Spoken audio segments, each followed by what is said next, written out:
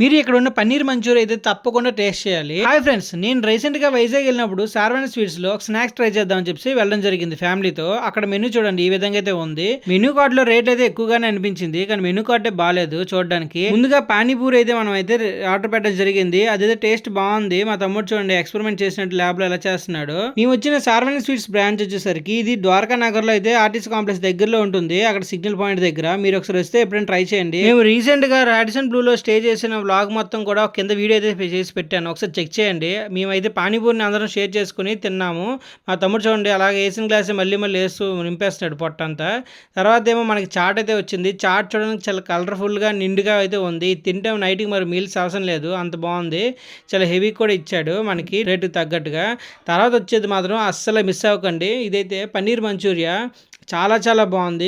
నేనైతే చెప్తున్నాను, ఒక్కసారి ట్రై చేయండి. చాలా సాఫ్ట్గా ఉంది. ఇంత సాఫ్ట్గా పన్నీర్ని ఎప్పుడు కూడా తినలేదు. మీరు ఎప్పుడైనా వైజాగ్ వెళ్తే మాత్రం ఫ్యామిలీతో ఎవరితో వెళ్ళినా సరే ఒకసారి డెఫినెట్లీగా ట్రై చేయండి. ఇది ప్రమోషన్ కాదు, it's my suggestion. Okay bye.